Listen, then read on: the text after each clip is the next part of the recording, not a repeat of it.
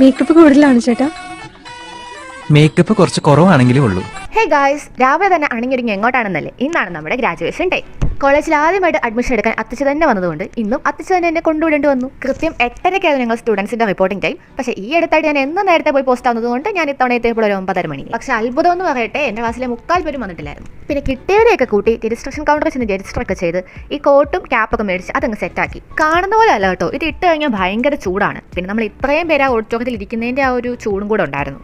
പ്രസംഗവും ഉപദേശവും ഇത് രണ്ടും നമുക്ക് സെറ്റ് ആവാത്തതുകൊണ്ട് ഞങ്ങളെല്ലാം ഏതോ ലോകത്തായിരുന്നു. ഒരുപാട് എക്സൈറ്റ്മെന്റും അതിലേറെ സന്തോഷവും സങ്കടവും അങ്ങനെ പല ഇമോഷൻസ് ഉള്ള ഒരു ദിവസമായിരുന്നു ഇത്. 1990 വേണ്ട, അത്രയ്ക്ക് അങ്ങോട്ട് വേണ്ട അല്ലേ. 2021 നവംബർ 15 ഒരു കറുത്ത മാസ്കും ബാഗിൽ ഒരു സാനിറ്റൈസറും ഒക്കെ ആയിട്ട് വന്നിറങ്ങിയതാണ്. അന്നും പിന്നീടുള്ള 5 ദിവസവും ഇതേ ഓഡിറ്റോറിയത്തിലെ നല്ല ബോറിംഗ് ഓറിയന്റേഷൻ ക്ലാസ്. എഞ്ചിനീയറിംഗ് എന്താണെന്ന് പറയുകയായിരുന്നു അവർ ലക്ഷ്യം. പക്ഷെ കേട്ടറിവിനേക്കാൾ എത്രയോ വലുതാണ് എഞ്ചിനീയറിംഗ് എന്ന സത്യം. അത് പിന്നീടാണല്ലോ നമുക്ക് മനസ്സിലാവുന്നത്. അങ്ങനെ ഈ 4 വർഷത്തിൽ ഒരിക്കലെങ്കിലും ഈ സ്റ്റേജിൽ കയറണം എന്നുള്ള ആഗ്രഹം അന്നാണ് സാധിച്ചത്.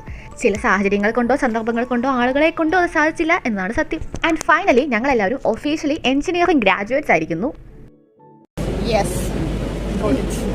അങ്ങനെ കിട്ടിയ സാധനമായിട്ട് അപ്പം തന്നെ ഇറങ്ങാൻ നോക്കപ്പോഴാണ് ഫോട്ടോ എടുക്കണം എന്ന് പറഞ്ഞ് അവിടെ പിടിച്ചെത്തിയത്. പിന്നെ ഒരു 1.5 കാത്തിരിപ്പായിരുന്നു.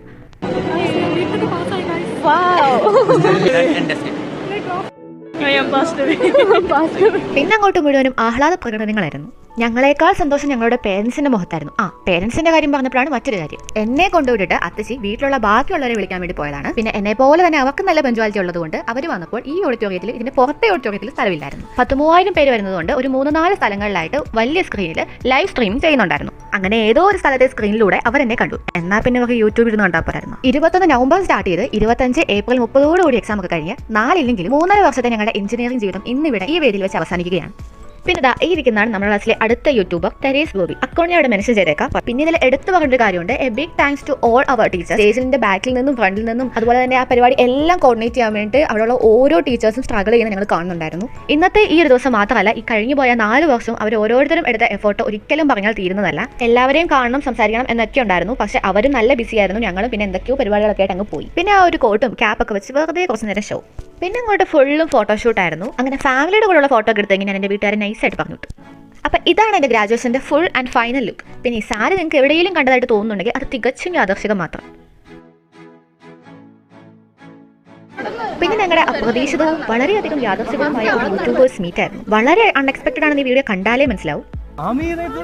പിന്നെ ഞങ്ങളുടെ ബോയ്സിന്റെ വക അടിപൊളിയായിട്ടുള്ള ഒരു ഫാൻസ് എൻട്രി ആയിരുന്നു. ആരാധകരെ ശാന്തരാഘുവിൻ. ഫോൺ പോലും ഓണാക്കാതെ കാണിക്കുന്ന അവന്റെ ആ ഒരു മനസ്സ് ആദ്യം കാണാതെ പോകരുത്. ഇതിന്റെ ഒറിജിനൽ ആർട്ടിഫിഷ്യാലിറ്റിയും എക്സ്പെക്ടഡ് കോയിൻസിഡൻസും ആയിട്ടുള്ള വീഡിയോ അവളുടെ ചാനലിൽ പോസ്റ്റ് ചെയ്തിട്ടുണ്ട്. പിന്നെ എല്ലാം ഇപ്പൊ തന്നെ വന്നില്ല എന്താ സുഖം. അതുകൊണ്ട് ഇതിന്റെ ബാക്കി അടുത്ത വീഡിയോ കാണാം.